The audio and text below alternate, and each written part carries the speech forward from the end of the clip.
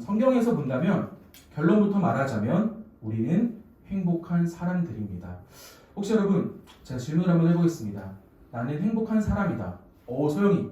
혹시 나는 행복한 사람이다라고 할 때 이렇게 서영이처럼 바로 이렇게 들으실 수 있는 분이 계신가요? 나는 행복하다. 두 손.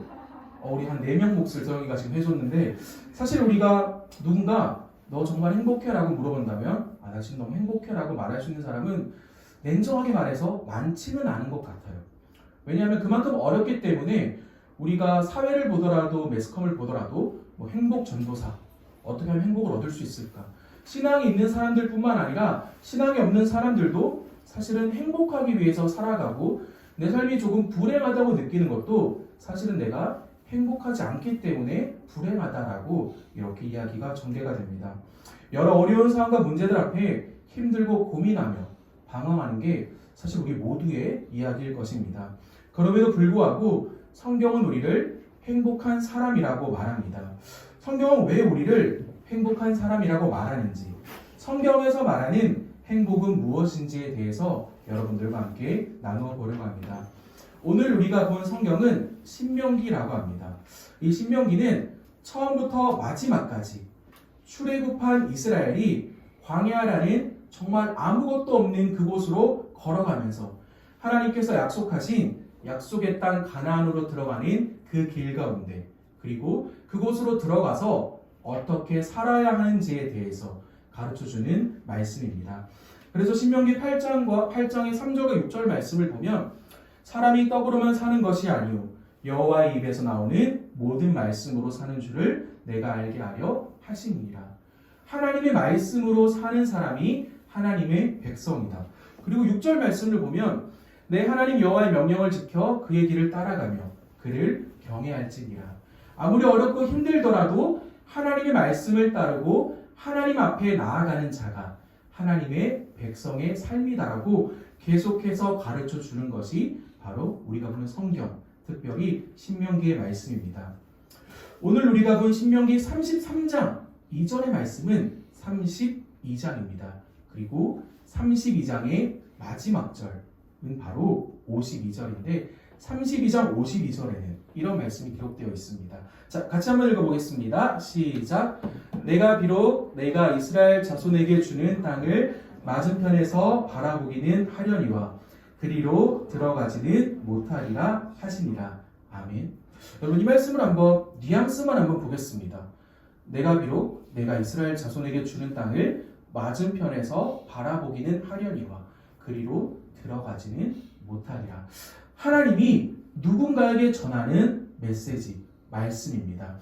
우리가 누군가에게 전하는지는 제가 이따가 또 설명을 해드리겠지만 하나님이 누군가에게 말합니다. 저기 약속의 땅 보이지? 네가 눈으로는 볼 수 있어.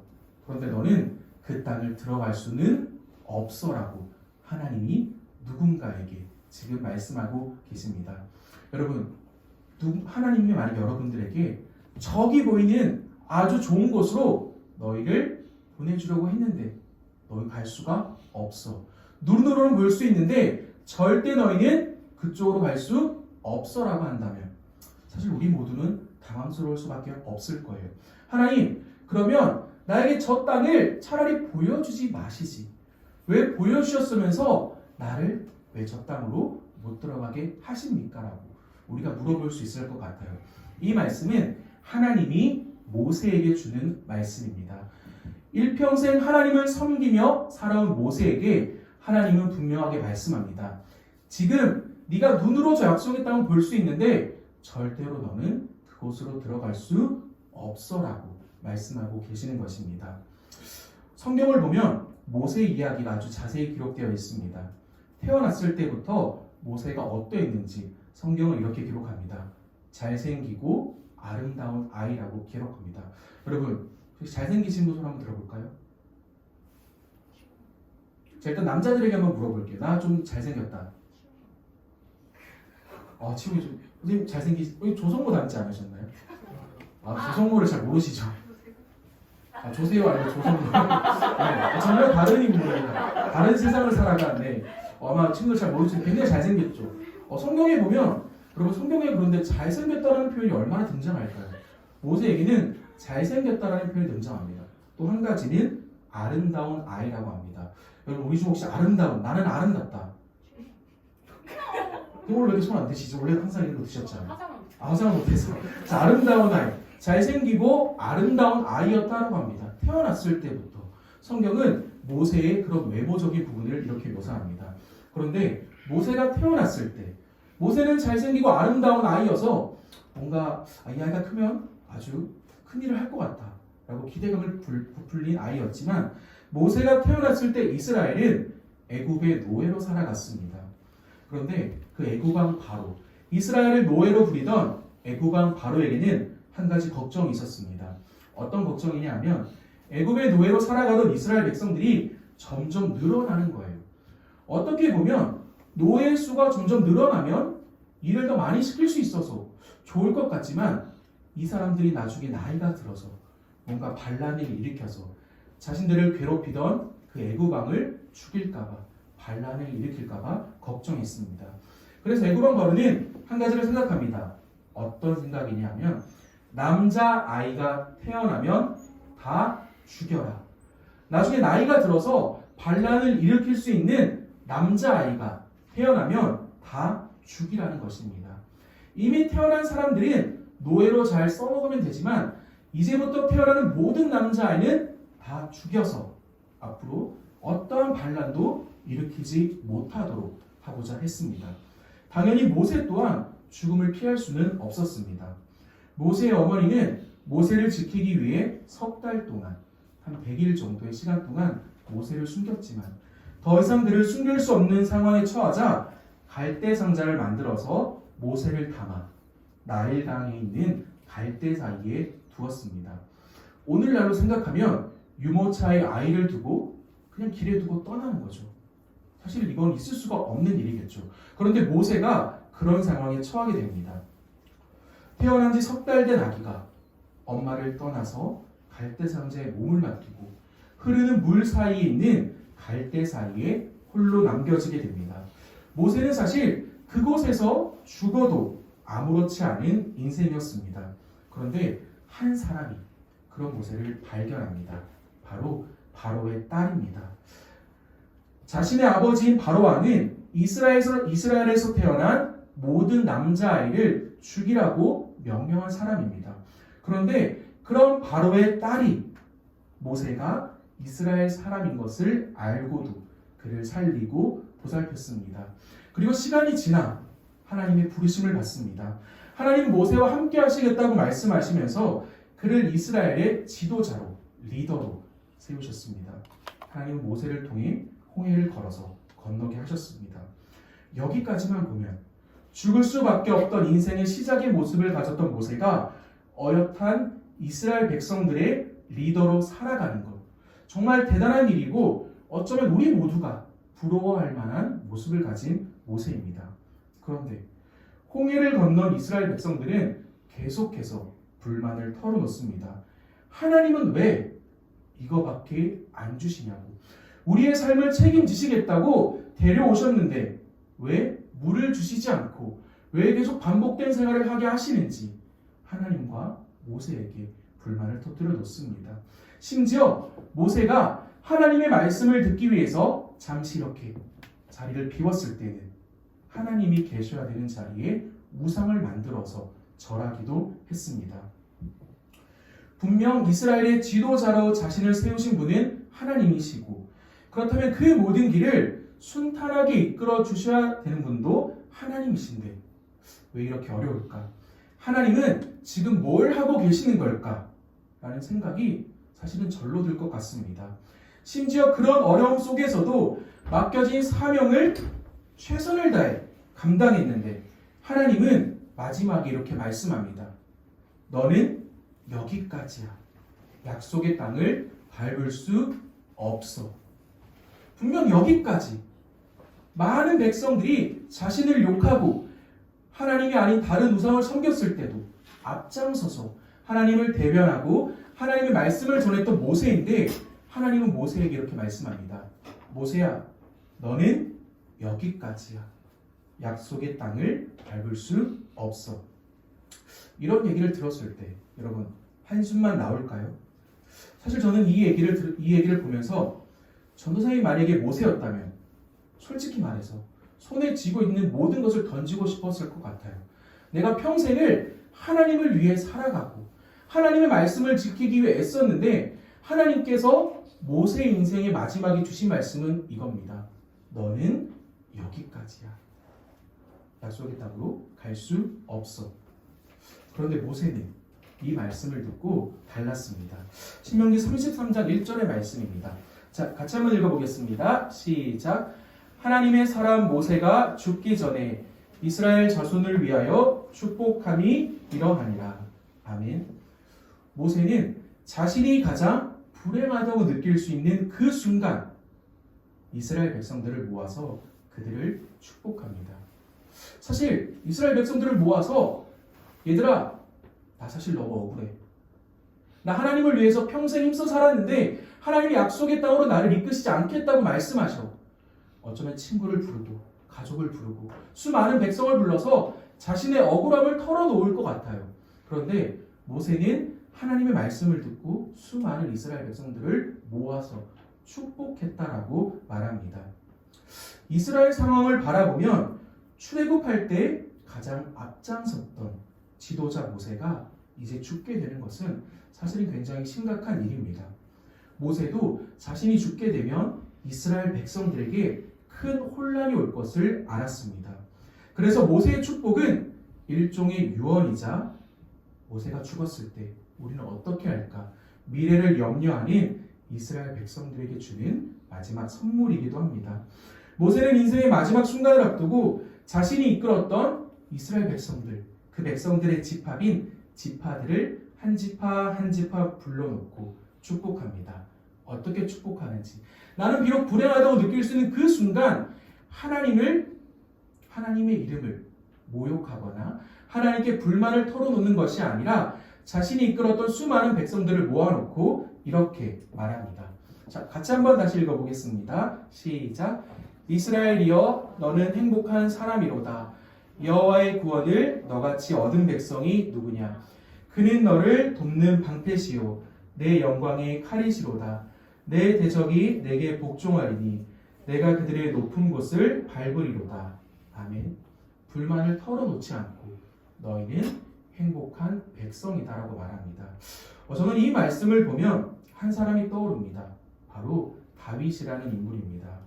다윗은 여호와 하나님을 위하여 하나님을 예배하는 성전을 아주 크게 짓기를 원했습니다.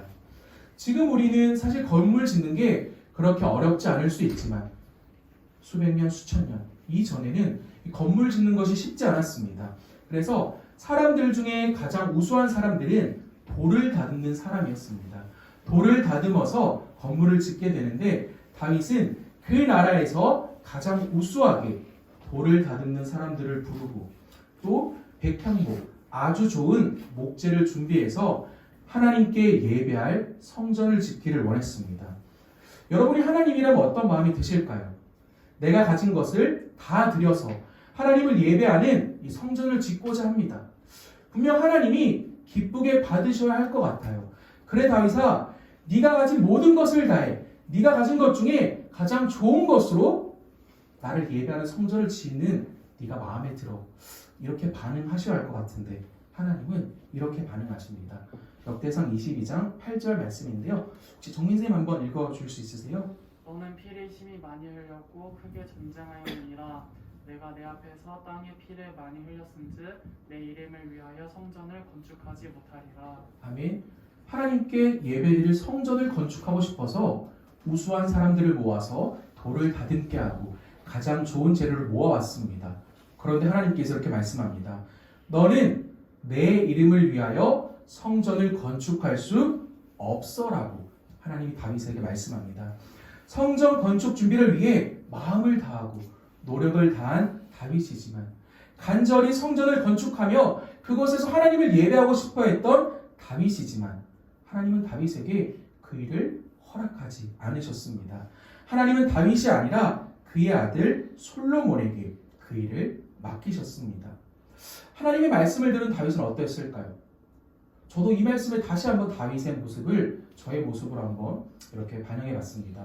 제가 만약 다윗이라면, 아니 하나님, 내가 가장 좋은 재료로 하나님을 예배하는 성전을 짓고 싶은데 왜 막으십니까? 하나님, 내가 대체 뭘 잘못했습니까? 하나님, 내가 준비한 것이 조금 모자란가요?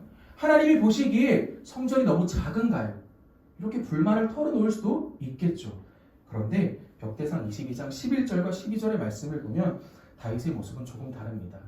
이제 내 아들아, 여호와께서 너와 함께 계시기를 원하며 내가 형통하여 여호와께서 내게 대하여 말씀하신 대로 내 하나님 여호와의 성전을 건축하며 여호와께서 내게 지혜와 총명을 주사 내게 이스라엘을 다스리게 하시고 내 하나님 여호와의 율법을 지키게 하시기를 더욱 원하노라.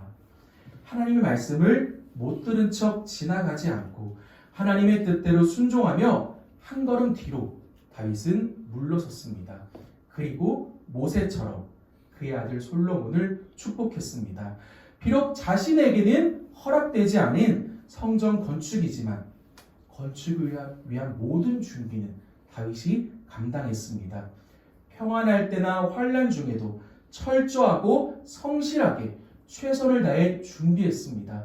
비록 자신이 하나님을 위한 성전을 건축하지는 못하더라도 성전 건축에 쓸 모든 재료를 온전히 하나님께 드리기 위해 최선을 다했습니다.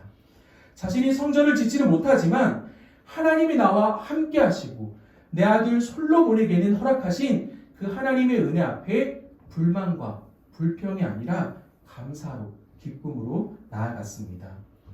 다시 모세의 말씀으로 돌아가겠습니다. 모세는 자신이 죽고 여호수아라는 새로운 지도자가 이스라엘 백성들을 이끌고 가나안 땅을 차지하는 그 모든 과정 가운데 있을 하나님이 우리와 어떻게 하셨는지에 대해서 말씀합니다. 이곳까지 이스라엘을 인도하신 분, 구원하신 분은 모세 자신이 아니라 하나님 한 분인 것을 죽음 앞에 분명하게 선포합니다. 하나님이 우리와 함께 하셨고 너희와 함께 하실 것이다. 하나님, 왜 나는 저 땅에 들어가지 못합니까?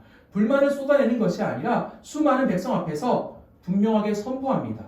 나를 이끄신 분도 하나님이시고 여러분들을 이끄신 분도 하나님이시고 다시 한번 우리를 이끄실 분도 하나님이시다 라고 분명하게 전하고 있습니다.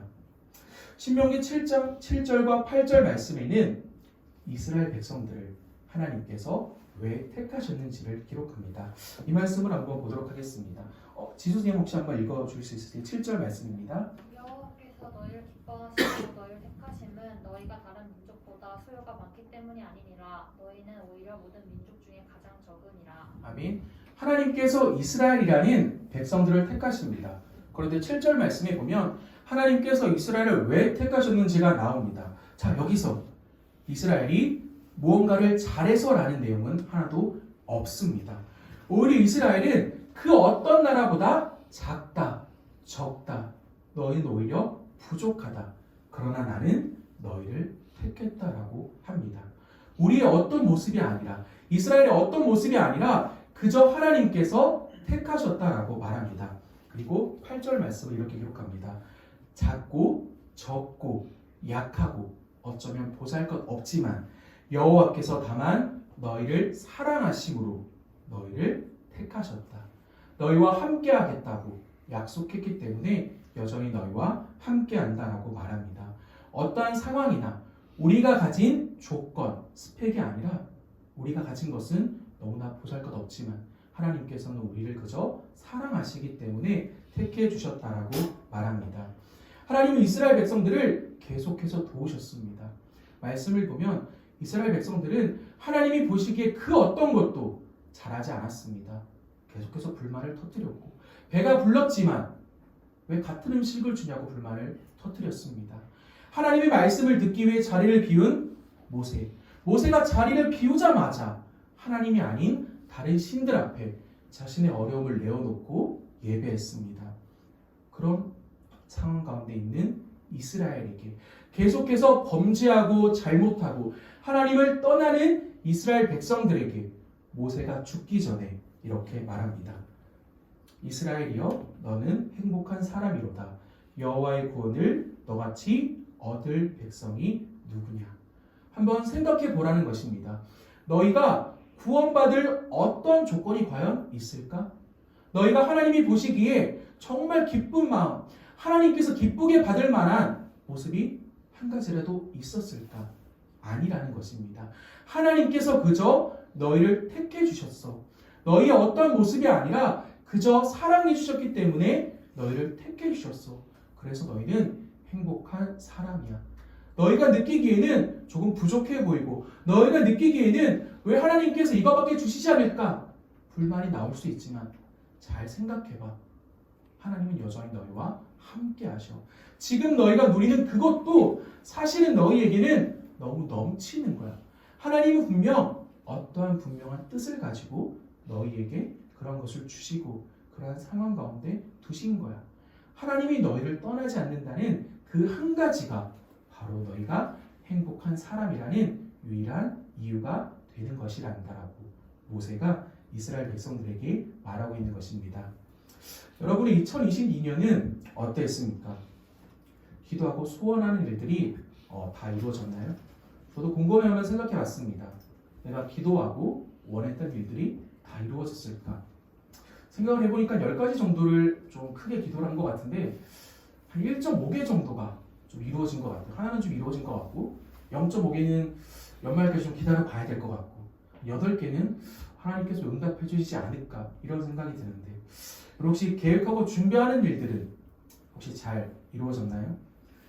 한 발자국만 더 나아가면 이룰 수 있는 목표를 앞에 두고 혹시 여러분들은 좌절하지는 않았나요?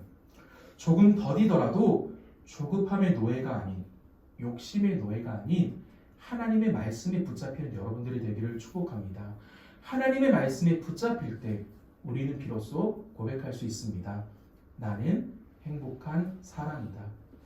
이스라엘 백성들에게 주시겠다고 약속하신 것은 절대로 저절로 얻어지는 것이 아닙니다. 이스라엘 백성들은 광야를 떠나 약속의 땅에 들어가서도 여전히 싸웠습니다. 우리의 삶도 여전히 그리고 앞으로도 믿음의 여정을 걸어갈 때 분명히 많은 어려움과 부딪히게 될 것입니다. 내가 하나님을 믿는다고 말하면 내 앞에 아무런 문제가 없어야 하는데 왜 하나님을 믿는 사람들은 사실은 더 많은 시험과 문제 앞에 놓이게 됩니다. 그리고 때로는 무너지고 쓰러지기도 할 것입니다. 그리고 결정적으로 모세와 같이 가나안의 문턱을 넘지 못할 만큼 아주 큰 어려움에 부딪힐 수도 있습니다. 그런데 여러분 이것을 잊지 말았으면 좋겠습니다. 나는 행복한 사람이다. 구원의 하나님이 우리를 위해 이 땅 가운데 오셨다는 믿음이 우리에게는 있습니다. 우리가 어떠한 것을 해서가 아니라 하나님께서 가장 적은 자, 가장 작은 자, 가장 보잘것없는 자인 우리를 사랑하셔서 택해 주셨습니다. 구원받은 백성들은 넘어지고 쓰러지더라도 결코 실패하지 않습니다. 구원의 하나님이 임마누엘의 하나님이 우리와 함께 계시기 때문입니다. 그래서 여러분 힘들고 어려울 때 불만을 터뜨려 놓고 하나님 왜 이거밖에 주시지 않으세요?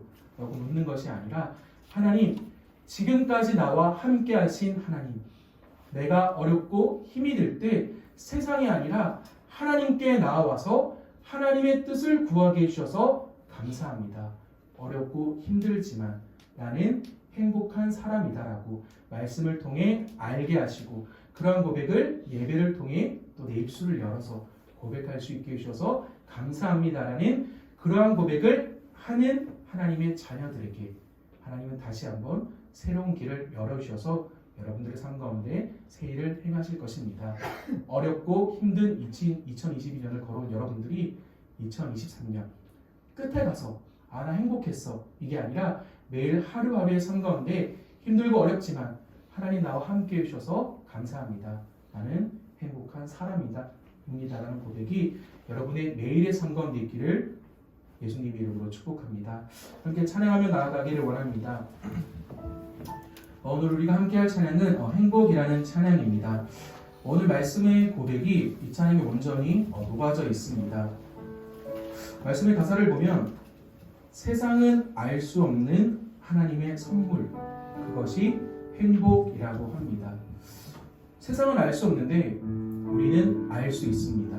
우리가 더 뛰어나서, 우리가 더 많은 것을 가져서 행복이 무엇일까? 행복은 이런 것입니다 라고 말하는 것이 아니라 가진 것도 없고 사실 하나님께 드린 것도 없지만 그런 가장 적은 자, 가장 작은 자를 사랑하여 주시는 그 하나님의 은혜가 우리 가운데 있기 때문에 우리의 말씀을 통해 행복이 무엇인지를 알아갑니다. 힘들고 어렵지만 우리에게 행복이라는 고백을 할 수 있게 해주신 하나님 앞에 함께 찬양하도록 하겠습니다.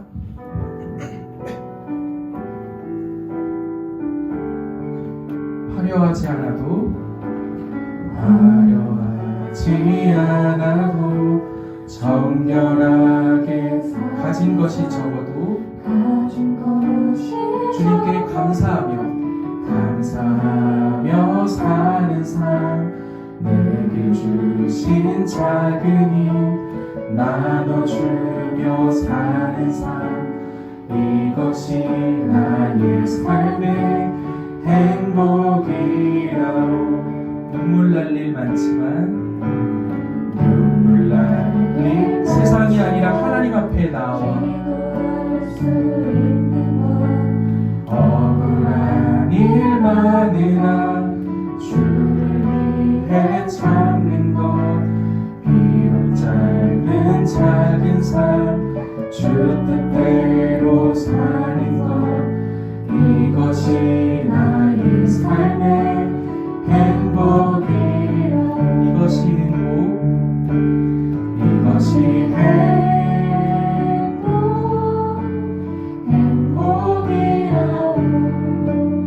세상은 알 수 없는 하나님 선물, 이것이 행복이라오. 하나님의 자녀로 살아가는 것, 이것이 행복. 우리 한 번 더 고백하겠습니다. 이것이 행복, 이것이 행복이. 세상은 알 수 없지만, 세상은 알 수 없는 하나님 선물, 이것이 행복이라오. 하나님의 자녀로 살아가는 것, 이것이 행복이라오. 우리 목소리로만 한 번 더 고백해 보겠습니다. 이것이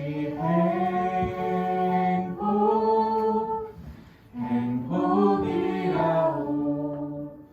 세상은 알 수 없는 하나님 선물, 이것이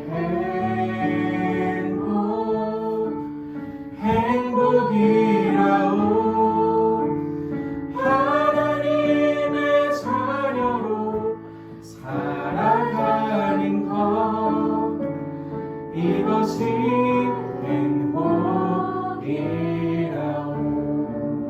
행복이라오. 열심히 기도하기를 원합니다. 모세는 이 땅에서 120년을 살았습니다. 평생을 하나님을 위해 살아갔고 하나님의 말씀을 지키기 위해서 정말 애쓰며 살아갔습니다. 그리고 약속의 땅으로 이스라엘 백성들을 이끌었습니다. 그런데 하나님께서는 마지막에 모세에게 말씀합니다. 네가 눈으로는 볼 수 있지만 네 발로는 그곳을 밟을 수 없어. 정말 그것 하나만을 바라보고 살아왔는데 하나님께서는 그것을 허락해 주시지 않으셨습니다. 그럼에도 불구하고 모세는 하나님을 원망하거나 하나님의 이름을 자신의 마음에서 지운 것이 아니라 자신과 함께하는 수많은 사람들을 모아놓고 이렇게 말합니다. 너희는 행복한 사람이다. 나도 행복한 사람이다. 하나님이 나와 함께 하셨고 하나님이 너희와 함께 하셨고 하나님이 너희와 함께 하실 것이기 때문에 우리 모두는 행복한 사람이다라고 말합니다. 2022년을 되돌아보며 이 시간 우리 마음속으로 조용히 한번 기도해 봤으면 좋겠습니다.